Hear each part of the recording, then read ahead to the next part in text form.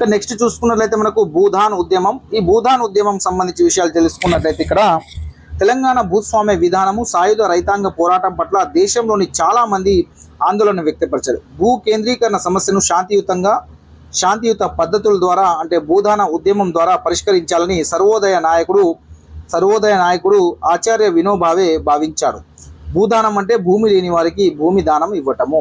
అతడు భూస్వాముల నుంచి స్వచ్ఛందంగా భూమిని పొంది దానిని భూమి లేని వాళ్లకు దానం చేయాలని అనుకున్నాడు. 1951 ఏప్రిల్ 18న వినోబావే భూదాన ఉద్యమాన్ని ప్రారంభించడం అయితే జరిగింది. 1951 ఏప్రిల్ 18న భూ సంస్కరణల చరిత్రలో దీనిని ఒక మైలురాయిగా కొనియాడడం అనేది జరిగింది. అయితే సర్వోదయ ఉద్యమంలో భాగంగా వినోబాజీ గారు హైదరాబాద్ దగ్గర ఉన్న శివరాంపల్లికి వచ్చారు. అక్కడి నుంచి యాదాద్రి జిల్లాలోని పోచంపల్లికి పాదయాత్రగా వెళ్లారు వినోబాజీ గారు. అయితే గ్రామంలో చెరువు దగ్గర జూవి చెట్టు కింద ప్రార్థన సమావేశాన్ని నిర్వహించాడు.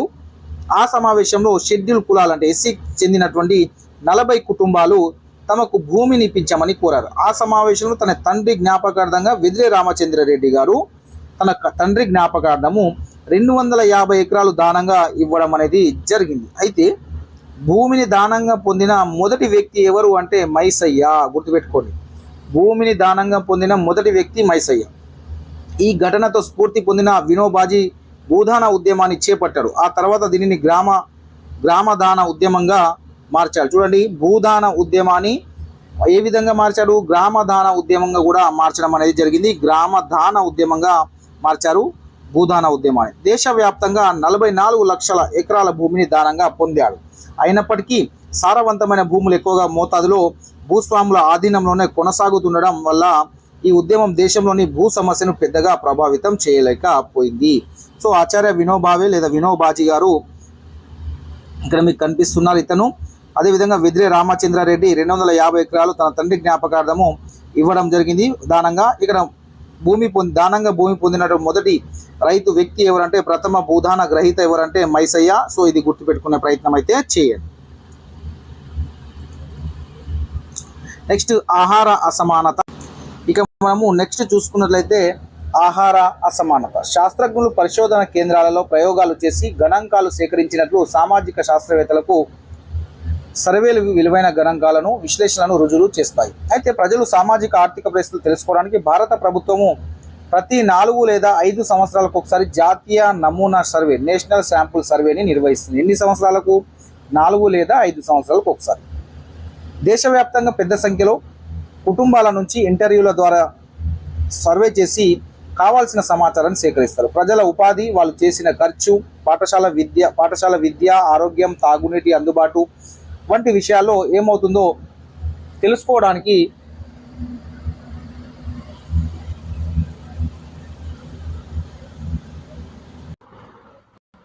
నెక్స్ట్ మనం చూసుకున్నట్లయితే ఇక్కడ దేశవ్యాప్తంగా ప్రజలు చేసే ఖర్చు, వీటి అన్నిటి గురించి వాళ్ళు సర్వే చేయడం జరుగుతుంది.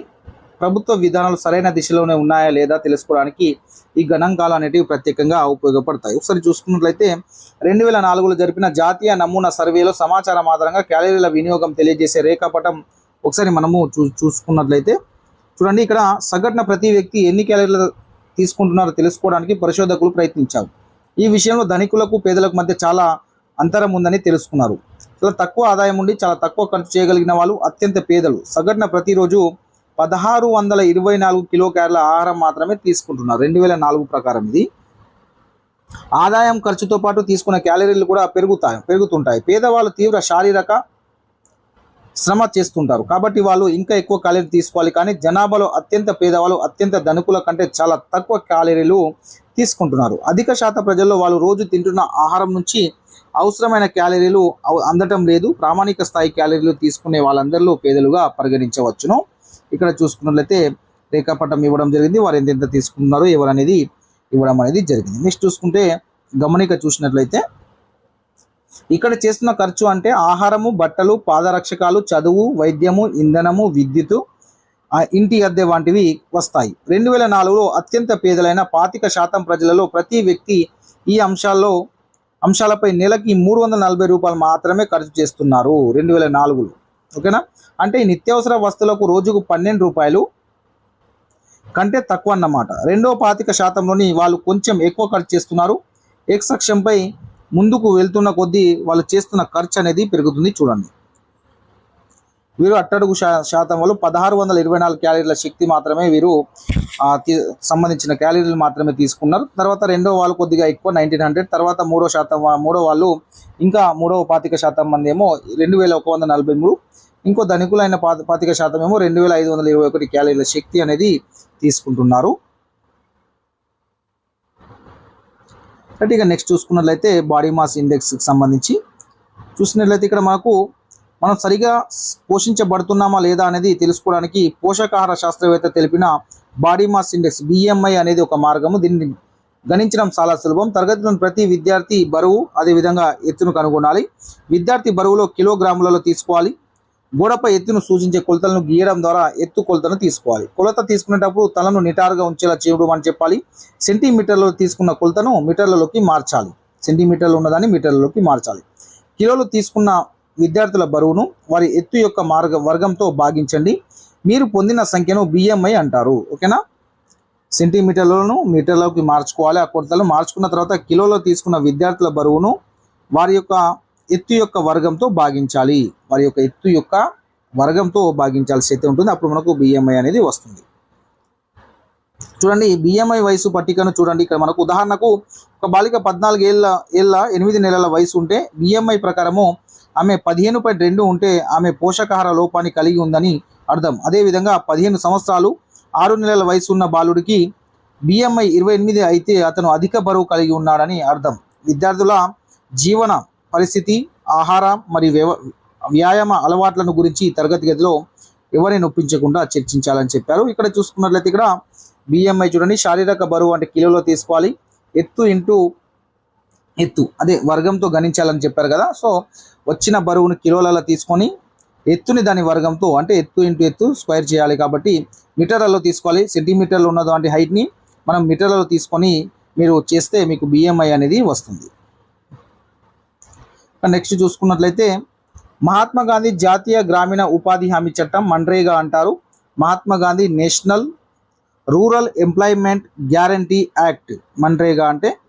నెక్స్ట్ చూసుకున్నట్లయితే ఇక్కడ బీహార్లో అరేరియా జిల్లాకి చెందిన బాలేశ్వర్ మహాతో తన కుటుంబ పోషణకు ప్రతి సంవత్సరము పని వెతుక్కుంటూ పంజాబ్కి వెళ్ళేవాడు. ఎవరు? అరేరియా జిల్లాకి చెందిన బాలేశ్వర్ అనే వ్యక్తి. బాలేశ్వర్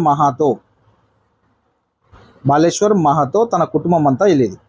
ఈ జూన్లోనూ అతడు ఎక్కడికి వెళ్ళాలనుకున్నాడు. అయితే అతనికి ఉపాధి హామీ చట్టం కింద తన గ్రామంలోని పని దొరకడంతో ఊళ్ళోనే ఉండిపోవాలని నిర్ణయించుకున్నాడు. స్థానికంగా పని దొరకడం కష్టం కాబట్టి అరేరియా ప్రాంత ప్రజలు దూరంగా ఉన్న పంజాబ్, ఢిల్లీ, గుజరాత్లో పని వెతుక్కుంటూ వెళ్లాల్సి వస్తుంది.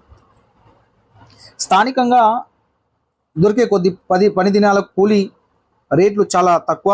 పంట కోతల సమయంలో రోజుకు 40 నుంచి 20 రూపాయలు ఇస్తారు. మిగిలిన సమయాల్లో ఇది మరీ తక్కువ, 25 నుంచి 50 రూపాయలు. కుటుంబాలు ఎవరైనా జబ్బుపడి తన ఊళ్ళోనే ఉండిపోవాల్సి పరిస్థితి ఏర్పడినప్పుడు బాలేశ్వర్ ఇటువంటి పనికి వెళ్తాడు. ఇప్పుడు దాదాపుగా 300 రూపీస్ దాకా అయితే కూలీ అయితే ఉంది ప్రజెంట్ ఉపాధి హామీది. సో మేము కూడా వెళ్ళడం జరిగింది. ఇక్కడ చూసుకున్నట్లయితే ఇక్కడ పట్టణాలలో వలస కార్మికులు చాలా దారుణ పరిస్థితుల్లో జీవిస్తూ ఉంటారు. ఆవాసం, తాగడానికి శుభ్రమైన నీళ్లు, పారిశుద్ధ్యం వంటి మౌలిక వసతులు ఏవి వాళ్ళకు ఉండవు. ఊళ్ళోనే ఉండిపోయే మహిళలు, పిల్లలు భద్రత రాహిత్యానికి గురవుతారు. తరచూ కుటుంబ సంబంధాలు దెబ్బతింటూ ఉంటాయి. ఉపాధి హామీ చట్టం వల్ల బాలేశ్వర్కి 3 విధాల లాభమైంది. స్థానికంగా ఉపాధి దొరకడం కాకుండా అతడు తన కుటుంబంతో ఉన్న కొద్దిపాటి భూమిని సాగు చేసుకోవచ్చు. ఉపాధి హామీ చట్టం ప్రకారం నైపుణ్యం అవసరం లేని శారీరక శ్రమ చేయడానికి సిద్ధంగా ఉండి పని అడిగిన పెద్దవాళ్ళకి అంటే 18 సంవత్సరాలు నిండిన వారికి ప్రభుత్వం పని కల్పించాలి. ఈ విధంగా ప్రతి గ్రామీణ కుటుంబం 1 సంవత్సర కాలం పాటు కనీసం 100 రోజుల పాటు ఉపాధి పొందవచ్చు. ఈ పనికి కనీస కూలికి తక్కువ కాకుండా కూలీ కూడా చెల్లించాల్సి ఉంటుంది. చూడండి, ఈ ఉపాధి హామీ పనులు చేయాల్సిన పనులు: నీటి కాలువ సంరక్షణ, కరువుకు తట్టుకునే పనులు, అడవుల వృద్ధి, చెట్ల పెంపకం, షెడ్యూల్ కులాలు తెగలకు చెందిన భూములకు సాగునీటి సౌకర్యాలు కల్పించడము, చెరువుల పూడికతో సహా సాంప్రదాయ నీటి మడుగుల పునరుద్ధరణ చేయాలి. నెక్స్ట్ సామాజిక తనిఖీలో ఒక నివేదిక కూడా ఉంటుంది. ఇక్కడ సామాజిక తనిఖీ చేస్తారు వీళ్ళు, సోషల్ ఆడిట్. 2009 ఫిబ్రవరిలో నిజామాబాద్ జిల్లా ఈషాపల్లిలో సామాజిక తనిఖీ బృందం ఇచ్చిన నివేదికలోని అంశాలు చూసినట్లయితే చెల్లింపులు సరిగానే జరిగాయి.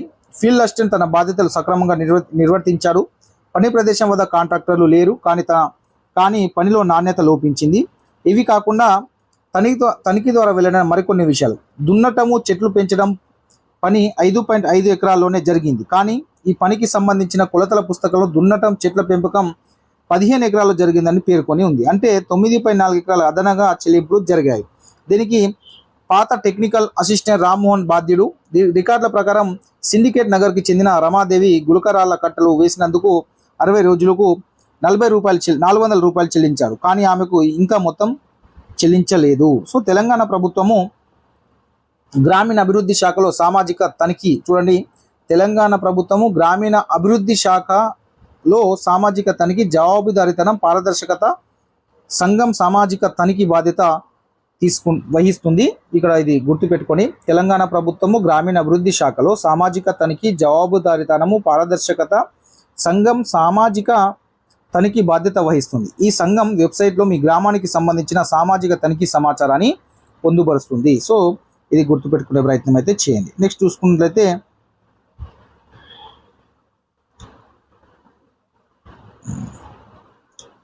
నెక్స్ట్ ప్రజా విచారణ.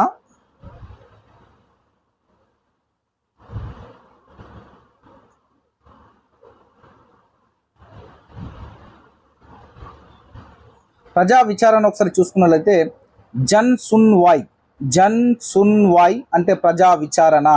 జన్ సున్ వాయ్ అంటే ప్రజా విచారణ అని అర్థం.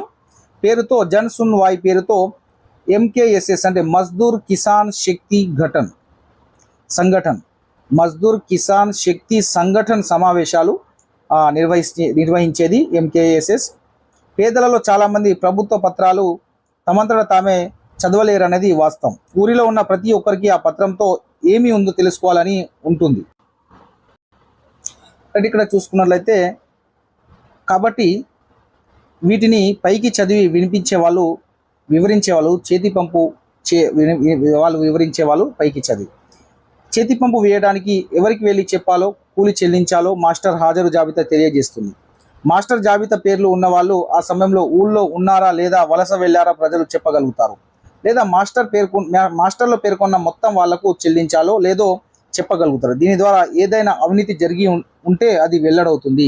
ఇటువంటి సమావేశాల ద్వారా ప్రజలకు కార్యాచరణకు పూనుకునే వాళ్ళు పత్రాలలో ఉన్న సమాచారం గురించి వివరించడానికి, సమర్థించుకోవడానికి అధికారులు కూడా అవకాశం ఇచ్చేవాళ్ళు. ఈ సమావేశాల్లో జిల్లా పాలనా యంత్రాంగం, పంచాయతీ అధికారులు కూడా పాల్గొనేవాళ్ళు. అవినీతి గుర్తించినప్పుడు సంబంధిత వ్యక్తుల మీద కేసులు నమోదు చేసేవారు.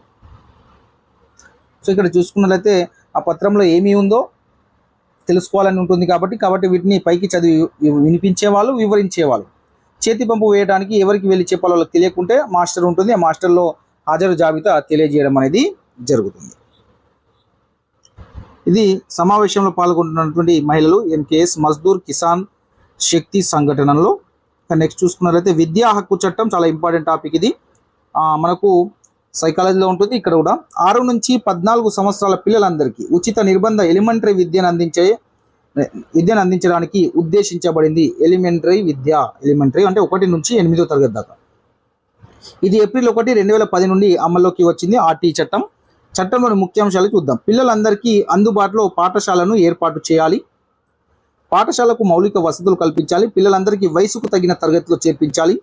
వయసుకు తగ్గ తరగతిలో చేర్చిన తర్వాత తోటి వారితో సమానంగా ఉండడానికి ప్రత్యేక శిక్షణ ఇప్పించాలి. ప్రత్యేక అవసరాలు కలిగిన పిల్లలకు సాధారణ పిల్లలతో పాటు విద్య కొనసాగించడానికి తగు వసతులు ఏర్పాటు చేయాలి. బడిలో చేర్చుకోవడానికి ఎలాంటి పరీక్షలు నిర్వహించరాదు. ఎటువంటి రుసుము ఛార్జీలు వసూలు చేయరాదు. బడిలో చేరిన పిల్లలు పేరు తీసేయడం, అదే తరగతిలో కొనసాగించడం చేయరాదు. RT చట్టం ప్రకారము బడిలో చేరిన పిల్లలు పేరు తీసేయడం కానీ అదే తరగతిలో కొనసాగించడం కానీ చేయరాదు. పిల్లల్ని శారీరకంగా, మానసికంగా హింసించరాదు. వయసు నిర్ధారణ పత్రము, ఇతర ధృవీకరణ పత్రాలు లేవనే కారణం చేత పిల్లలు బడిలో ప్రవేశాన్ని నిరాకరించరాదు. నెక్స్ట్ తగిన అర్హతలు ఉన్న వారిని మాత్రమే ఉపాధ్యాయులుగా నియమించాలి. పిల్లలు నిర్దేశించిన సామర్థ్యాలు సాధించేలా బోధన అభ్యసనం మూల్యాంకనం ఉండాలి. ఎలిమెంటరీ విద్య పూర్తయ్యే వరకు పిల్లలకు ఎలాంటి బోర్డు పరీక్షలు నిర్వహించరాదు. 14 సంవత్సరాలు పూర్తయినప్పటికీ ఎలిమెంటరీ విద్య పూర్తయ్యే వరకు పాఠశాలలో పిల్లలు కొనసాగవచ్చును.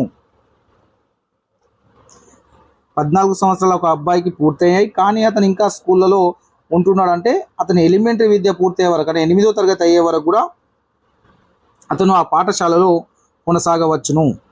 బలహీన వర్గాలకు ప్రతికూల పరిస్థితులను ఎదుర్కొంటున్న బృందాలకు చెందిన పిల్లలు ఏ విధమైన వివక్షకు గురి కాకుండా చూడాలి. రాజ్యాంగంలో పొందుపరిచిన విలువలకు అనుగుణంగా విద్యార్థులను భయం, ఆందోళనకు గురి చేయని రీతిలో వారి సర్వతోముఖాభివృద్ధికి తోడ్పడే పాఠ్య ప్రణాళిక, మూల్యాంకన విధానాలు రూపొందించాలని ఆర్టీఏ అనేది చెప్తుంది. నెక్స్ట్ చూసుకున్నట్లయితే యూరోపియన్లు భారతదేశంలో అచ్చు యంత్రాన్ని ప్రవేశపెట్టారు. ఎవరు ప్రవేశపెట్టారు భారతదేశంలో అచ్చు యంత్రాన్ని? యూరోపియన్లు. దీనివల్ల ఎన్నో వార్తాపత్రికలు, ఇతర పత్రికలు ప్రచురించబడ్డాయి. అనేక భారతీయ భాషల్లో సైతం పుస్తకాలు అనేటివి ప్రచురితమైతే కావడం అయితే జరిగింది. దీని ఫలితంగా అనేక మంది చాలా తక్కువ ధరకు పుస్తకాలు అందుబాటులోకి వచ్చాయి. ఈ వార్తాపత్రికలు, పుస్తకాల ప్రజల చర్చలకు, వాదోపవాదాలకు దోహదపడ్డాయి. పత్రికలు, పుస్తకాలు అధిక సంఖ్యాక ప్రజలకు అందుబాటులోకి వచ్చాయి. అచ్చు యంత్రం ద్వారా యూరోపియన్లు భారతదేశంలో ప్రవేశపెట్టారు అచ్చు యంత్రాన్ని. నెక్స్ట్ వివాహ కనీస వయసు 1846లో 10 సంవత్సరాల్లో ఆడపిల్లలకు పెళ్లి చేయడానికి నిషేధిస్తూ చట్టం చేశారు. ఇప్పుడు 1846లో 10 సంవత్సరాల లోపు పిల్లలకు వివాహం చేయరాదు. 1891లో దీనిని 12 సంవత్సరాలకు పెంచారు. 1929లో శారద చట్టం ద్వారా వివాహానికి కనీస వయసు 14 సంవత్సరాలుగా చేశారు. ఏ చట్టము? శారద చట్టం ద్వారా 14 సంవత్సరాలకు పెంచారు. ఈ పరిమితిని 1978లో ఆడపిల్లలకు కనీస వయసు 18 సంవత్సరాలకు, మగపిల్లలకు 21 సంవత్సరాలుగా పెంచడం అనేది జరిగింది. ఇది గుర్తుపెట్టుకోండి. నెక్స్ట్ 1851లో కలకత్తాలో జరిగిన మొదటి వితంతు పునర్వివాహానికి ఒక ప్రేక్షకుడు ఇలా వివరణ ఇచ్చాడు. మొదటి వితంతు వివాహం ఎక్కడ జరిగింది? 1856లో జరిగింది. ఎక్కడ? కలకత్తాలో జరిగింది. అక్కడ ప్రేక్షకుడు ఏమన్నాడంటే, ఆ రోజును నేను ఎన్నటికీ మర్చిపోలేను. విద్యాసాగర్ తన మిత్రుడైన పెళ్లి కొడుకుతో పాటు వచ్చినప్పుడు ఇసుక వేస్తే రాలనంత సందర్శకులు గుమ్మిగూడి ఉన్నారు. ఆ పెళ్లి జరిగిన తర్వాత బజార్లలో, దుకాణాల్లో, వీధుల్లో, బహిరంగ ప్రదేశాల్లో, విద్యార్థుల వసతి గృహాల్లో, ఇళ్లలో, మారుమూల గ్రామాల్లో అంతటా అందరి నోట ఇదే చర్చ. మహిళలు కూడా ఈ విషయం గురించే తీవ్రంగా చర్చించారు. వితంతు పునర్వివాహాన్ని సమర్థించే వాళ్ళు, వ్యతిరేకించే వాళ్ళు సంభాషణ ఇది విద్యార్థులకు చెప్పమని చెప్తారు. ఇక్కడ చూసినట్లయితే మనకు మొట్టమొదటి వితంతు పునర్వివాహం ఎక్కడ జరిగింది? కలకత్తాలో జరిగింది. ఎప్పుడు జరిగింది? 1856లో. సో విద్యాసాగర్ తన మిత్రుడు పెళ్లి కొడుకు వెళ్ళడం జరిగింది. నెక్స్ట్, మీకు మీ ప్రాణం మీద ఎంత ప్రేమో మహిళలకు కూడా అలా ఉండదా? ఒక స్త్రీ భర్త చనిపోతే ఆమెకి జీవితంలో ఏం మిగిలి ఉంది? మంగలి వచ్చి మీ కళ్ళు చల్లబరచడానికి ఆమె కురులు, జుట్టు పూర్తిగా కొరిగేస్తాడు. ఆమె పెళ్లిళ్లకు, శుభకార్యాలకు, సుమంగాలకు, ఇతర మహిళలు వెళ్ళే కార్యక్రమాలకు వెళ్ళకూడదు. ఈ నిషేధాలని ఎందుకు? ఆమె భర్త చనిపోయినందుకు ఆమె దురదృష్టవంతురాలు. ఆమె నుదుట మీద కష్టాలు రాసి ఉన్నాయి. ఆమె దుశ్శకునం, ఆమె ముఖమే చూడకూడదు అని తారాబాయి షిండే స్త్రీ పురుషు తులన 1882లో ఈమె చెప్పినటువంటి వాక్యాలు అయితే ఈ విధంగా ఉన్నాయి. వర్డ్స్ గుర్తుపెట్టుకుని తారాబాయి షిండే. నెక్స్ట్, పశువులతో ప్రవర్తించినట్లు పురుషులు స్త్రీలతో ప్రవర్తిస్తారు. మా పరిస్థితిని మెరుగుపరచుకోవడానికి ప్రయత్నిస్తుంటే మేము పురుషులకు వ్యతిరేకంగా తిరుగుబాటు చేస్తున్నామని, అది పాపం అని అంటారు. మగవాళ్ళు ఆ యొక్క దుష్కృతాలను భరిస్తూ వాటిని వ్యతిరేకించకపోవటమే పెద్ద పాపం అన్నారు. ఎవరు? రమాబాయి చెప్పడం జరిగింది ఈ యొక్క వర్డ్స్ని.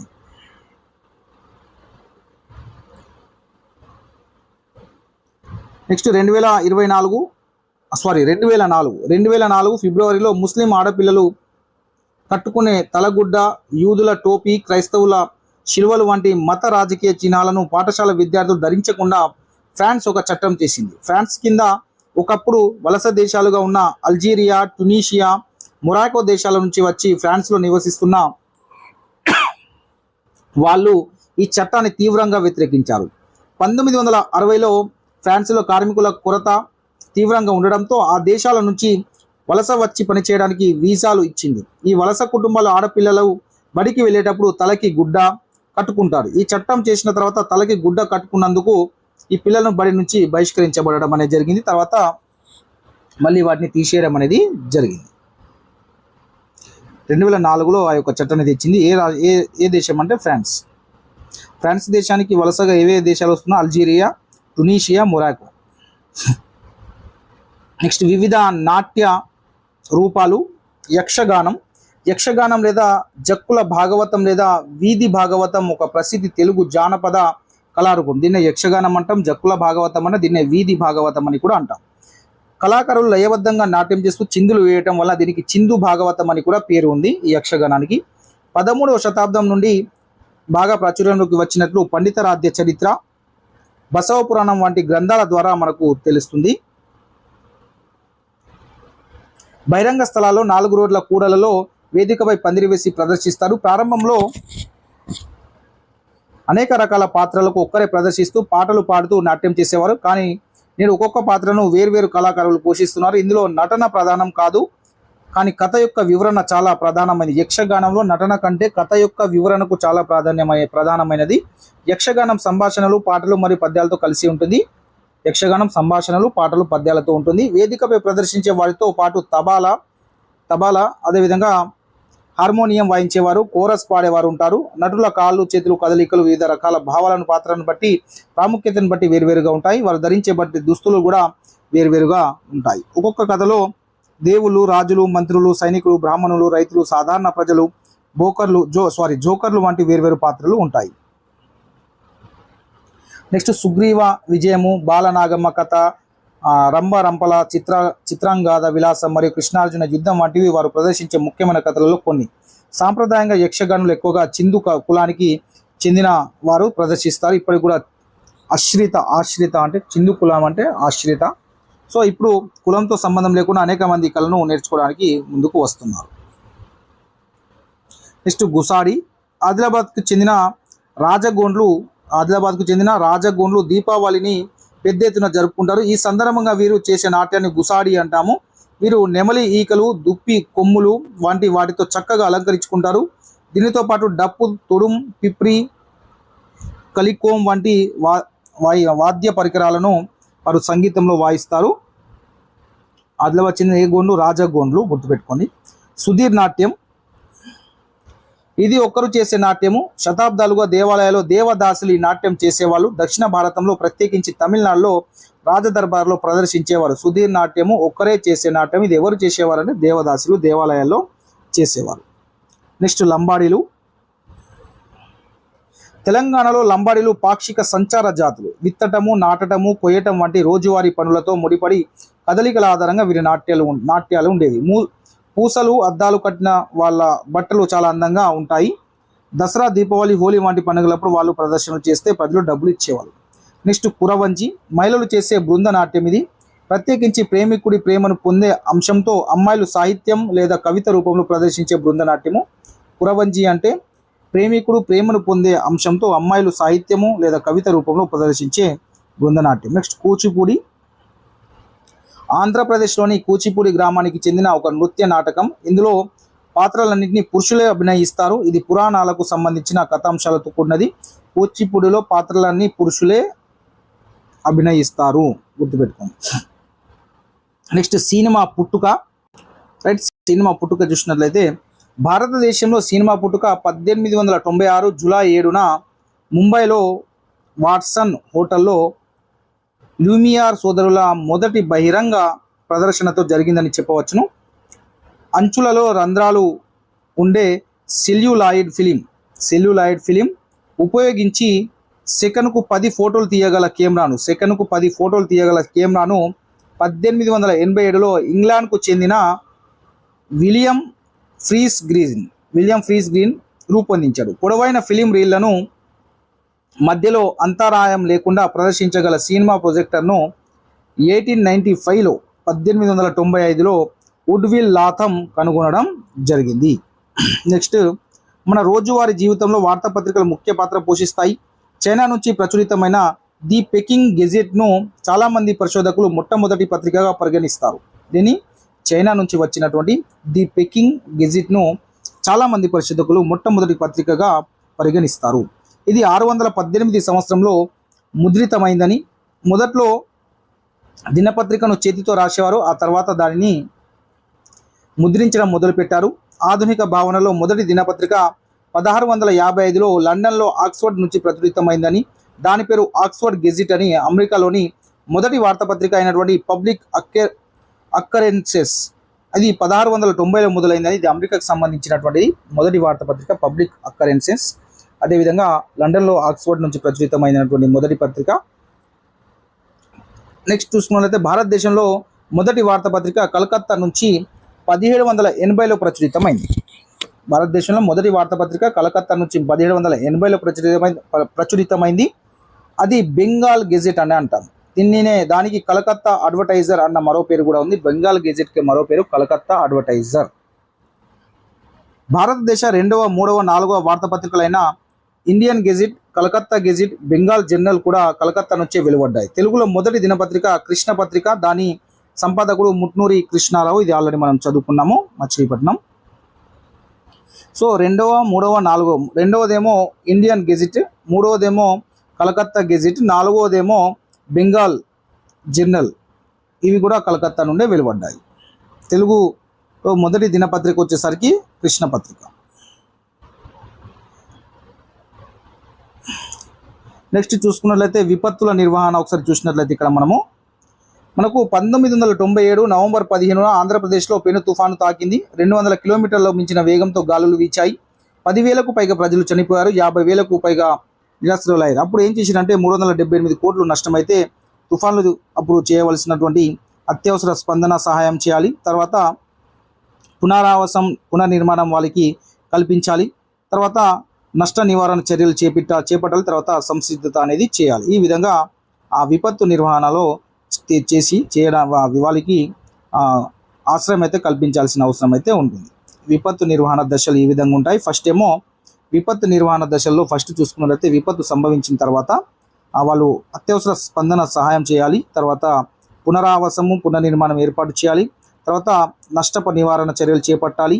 తర్వాత సంసిద్ధంగా అన్ని రెడీ చేసి పెట్టాలి. ఇక నెక్స్ట్ సునామీల గురించి ముందుగా పసిగట్టడం. సునామీకి కారణమయ్యే భూకంపాల గురించి ఉపగ్రహ సాంకేతిక విజ్ఞానంతో దాదాపు వెనువెంటనే హెచ్చరికలు జారీ చేయవచ్చు. సునామీ కేంద్రం నుంచి తీరం ఎంత దూరం అన్నదాన్ని బట్టి హెచ్చరిక ఎంత ముందుగా చేయవచ్చు అనేది ఆధారపడి ఉంటుంది. హెచ్చరికలో ఏ తీర ప్రాంతానికి ఎంత సమయంలో సునామీ తాకవచ్చు కూడా చెబుతారు. తీర ప్రాంత అలల కొలతల పరికరాలు సునామీల తీరం దగ్గర గుర్తించగలవు, కానీ సముద్రం లోపల ఇవి ఉపయోగపడవు. సముద్రం లోపలి కేబుల్ల ద్వారా భూమికి అనుసంధానం చేసిన సునామీ డిటెక్టర్లు సముద్రంలో 50 కిలోమీటర్ల లోపలికి ఉంటాయి. సునామీ డిటెక్టర్లు సునామీ మీటర్లు సముద్ర ఉపరితలంపై అల్లజడులను గుర్తించి వాటికి ఉపగ్రహాలకు ప్రసారం చేస్తాయి. నెక్స్ట్ సాంఘిక మత సంస్కరణ ఉద్యమాలు ఒకసారి చూసినట్లయితే బ్రహ్మ సమాజాన్ని రాజా రామ్మోహన్ రాయ్ స్థాపించారు. ఎప్పుడు 1828లో స్థాపించారు. ప్రార్థన సమాజాన్ని డాక్టర్ ఆత్మారాం పాండురంగ స్థాపించారు 1867లో. దీని యొక్క స్థాపన లక్ష్యం ఏంటంటే రెండు సంస్థల యొక్క బ్రహ్మ సమాజం, ప్రార్థన సమాజం యొక్క లక్ష్యాలు రెండు ఒకటే. ఈ సంస్థల ప్రధాన లక్ష్యము హిందూ మతంలోని దురాచారాల నుంచి రూపుమాపి మతాన్ని పరిశుద్ధం చేయడం మరియు సాంఘిక ఆర్థిక సంస్కరణలు చేపట్టడం, కులాంతర వివాహాలు, వితంత వివాహాలు నిర్వహించడం, స్త్రీ విద్య, పాశ్చాత్య విద్యను ప్రోత్సహించడము ఈ బ్రహ్మ సమాజం, ప్రార్థన సమాజం యొక్క ప్రధాన లక్ష్యాలు. నెక్స్ట్ సత్యశోధక సమాజాన్ని, దీన్ని జ్యోతి బాపులే స్థాపించారు. సత్యశోధక సమాజాన్ని జ్యోతి బాపులే స్థాపించారు. ఇది కూడా మనకు ప్రశ్న రావడం జరిగింది. ఎప్పుడు స్థాపించారు? 1873లో. అట్టడుగు వర్గాల వారిని ఉన్నత స్థితిలోనికి తీసుకురావడం మరియు మూఢ విశ్వాసాలను వ్యతిరేకించడం అనేది సత్యశోధక సమాజం యొక్క సంస్థ యొక్క లక్ష్యము. Next Mohammedan Literary Society. ఈ సంస్థను నవాబ్ అబ్దుల్ లతీఫ్ స్థాపించారు. 1863లో స్థాపించారు. దీని లక్ష్యం ఏంటంటే ముస్లిం ప్రజలలో విద్యను వ్యాప్తి చేయడం అనేది మొహమ్మదియన్ లిటరేచరీ సొసైటీ యొక్క లక్ష్యం. నెక్స్ట్ ఆర్య సమాజం అయితే స్వామి దయానంద సరస్వతి స్థాపించారు ఆర్య సమాజాన్ని ఇప్పుడు 1875లో. దీని యొక్క లక్ష్యం ఏంటంటే మత మరియు సాంఘిక సంస్కరణలు, వేద వాజ్మయాన్ని ప్రచారం చేయడము. నెక్స్ట్ దివ్య జ్ఞాన సమాజాన్ని ఎవరు స్థాపించారంటే madam Blavatsky, Henry Olcott madam Blavatsky, అదేవిధంగా హెన్రీ ఆల్కాట్ అనే వాళ్ళు ఈ దివ్య జ్ఞాన సమాజాన్ని 1882లో స్థాపించారు. దీని యొక్క లక్ష్యం కూడా వేద వాజ్మయాన్ని పునరుద్ధరించడము. Next Ramakrishnan machine Swami Vivekananda 1887. రామకృష్ణ పరమహంస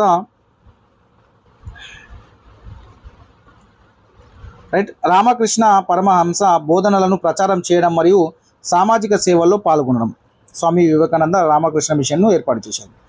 హరిజన్ సేవక్ సంఘ్, దీన్ని మహాత్మా గాంధీ గారు స్థాపించారు. హరిజన్ సేవక్ సంఘ్ని ఇది 1932 1932లో స్థాపించారు. వెనుకబడిన తరగతులను ఉన్నత స్థితికి తీసుకురావడము, వారికి విద్యా సౌకర్యాలను కల్పించడము.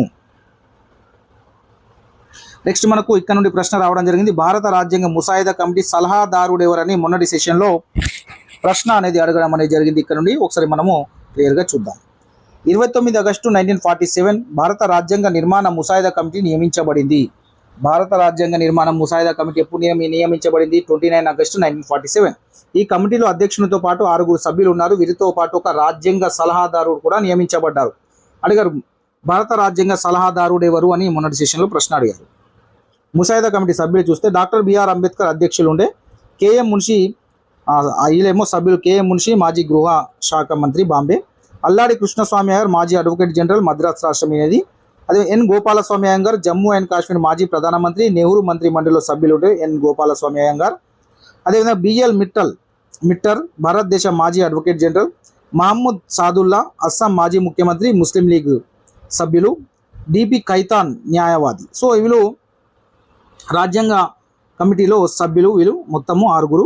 సో వీరితో పాటు రాజ్యాంగ సలహాదారునిగా శ్రీ బెనగల్ నరసింగరావు గారు నియమించబడ్డారు. రాజ్యాంగ సలహాదారుడు ఎవరని డైరెక్ట్ ప్రశ్న అడిగారు. శ్రీ బెనగల్ నరసింగరావు గారు నియమించబడ్డారు. మనకు answer Shri Benegal Narasinga Rao option right answer అవుతుంది. తర్వాత కాలంలో 1950 సంవత్సరంలో వీరు అంతర్జాతీయ న్యాయస్థానంలో భారతదేశం నుంచి మొట్టమొదటి న్యాయమూర్తిగా నియమించబడ్డారు. సో భారతదేశం నుంచి అంతర్జాతీయ న్యాయస్థానంలో మొట్టమొదటి న్యాయమూర్తిగా ఎవరు నియమించబడ్డారంటే శ్రీ బెనగల్ నరసింగరావే. మళ్ళీ రాజ్యాంగ సలహాదారుడు కూడా శ్రీ బెనగల్ నరసింగరావే మనము ఆన్సర్ అవుతుంది. ఈ ప్రశ్న వచ్చింది. నెక్స్ట్ కమిటీ ఇతర సభ్యులు చూసుకున్నట్లయితే బిఎల్ మిట్టర్ కమిటీ నుంచి రాజీనామా చేశారు. వీరి స్థానంలో మాధవరావు వచ్చారు. మిట్టర్ అనే అతను రాజీనామా చేయడంతో మాధవరావు రావడం జరిగింది. వదోదర మహారాజు యొక్క న్యాయ సలహాదారులు ఈ మన మాధవరావు. డిపి ఖైతాన్ గారి మరణం తర్వాత చనిపోతే అతని స్థానంలో టిటి కృష్ణమాచారి గారిని నియమించడం అనేది జరిగింది. సో ఇది యూరోపియన్ రాకకు సంబంధించి తర్వాత ఒకసారి చూసుకోండి. సో ఇవి మనకు 8th క్లాస్ సోషల్లో ఉన్నటువంటి ముఖ్యమైన అంశాలు. ఖచ్చితంగా ప్రశ్నలు ఈ యొక్క అంశాల నుండి వస్తున్నాయి, రేపు కూడా వస్తాయి. పేపర్ 1 పేపర్ 2 వాళ్ళు అస్సలు మిస్ కాకుండా ఈ వీడియో మొత్తాన్ని చూడండి. ఈ యొక్క పీడిఎఫ్ నేను మన యొక్క వాట్సాప్ గ్రూప్లో షేర్ చేస్తాను. మీరు తప్పకుండా మన యొక్క ఛానల్ అయితే సబ్స్క్రైబ్ చేసుకుని మన యొక్క వీడియోస్ని లైక్ చేసి మీ యొక్క సపోర్ట్ని అయితే అందించండి. Thank you so much.